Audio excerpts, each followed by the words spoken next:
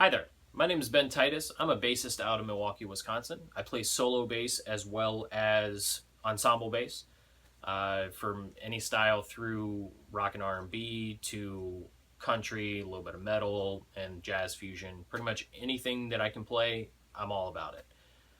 The reason I'm talking to you today is about a pedal that I discovered at the NAMM show in Nashville this year called the Plus Pedal by Gamechanger Audio. It's a sustain pedal that's marketed towards electric players as well as woodwind and brass players. Today, what I'm going to be doing is taking you through its basic functions as a bass player, and my take on it and how I use it. Walk you through the different functions and then do some playthroughs of those functions to try to give you an idea of whether this is something that you'd want to incorporate into your own live setup or your studio setup. I've only had this thing for a couple of weeks, and I know I'm only scratching the surface of what it can do, and I think that you're going to be pleasantly surprised with what it can do. So, enjoy. Okay, so at this point, we are zoomed in on the Plus pedal by Gamechanger Audio. For full disclosure, this is all part of a little bit larger chain here.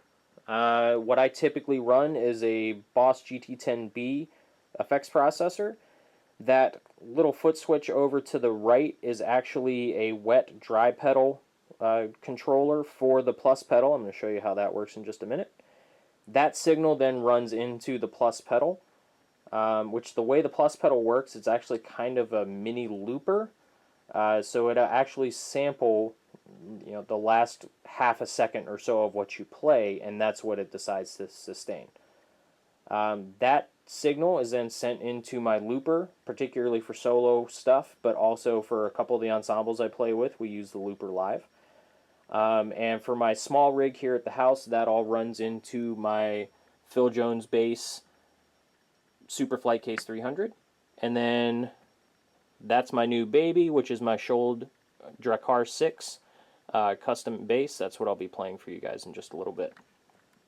So, I'm just going to walk you through a couple of the basic functions and features of this pedal.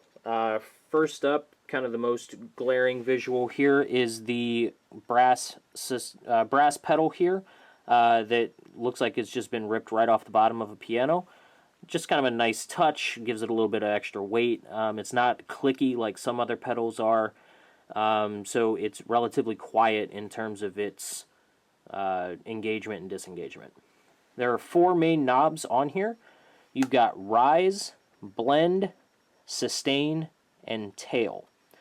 The rise determines how quickly, if it's over there, so how fast the sustained note pops up, and you can make that a much slower rise, so it's more of a swell versus a sudden just on. The blend knob here blends the sound that comes out of the pedal, the sustained sound versus the live sound that's coming in from your bass, and you can set it top dead center is equal. The farther to the left you go, the quieter the sustained note is going to be when it engages, and then the farther over this way, the louder it's going to be. I tend to keep mine sitting around 10 o'clock or so. The sustain knob determines how long the sustained note will hold with the pedal down. So the farther to the left it is, the more that it'll kind of naturally decay, just like on a regular old piano. When you hit the chord and you hit the sustain pedal on that, eventually it's going to die down. However, the farther you turn it to the right, the closer to just infinity for, it'll just sustain forever that you can get. So it really works well that way. And then tail is for how fast the note falls away after you release the pedal. So if you turn it all the way to the left, it goes away quickly. If you turn it all the way to the right, it will fade away so slowly that it more or less is sustaining. Now the great thing with this is even after you've engaged it, if you need to kill it quickly, you just do a quick press and it'll knock out whatever that you have done. On the side, you have these 2 different switches. The main one that I'm going to be looking at today, because I don't have a bunch of stuff sidechained, is the group versus single. Single shot is, one note at a time. Group you can use to sustain up to 5 different notes, and you can layer them using this. And the sustain knob actually adjusts what or how many notes that you can have. So right now it's at 1. Little light blinks twice. You're at 2, 3, 4, 5.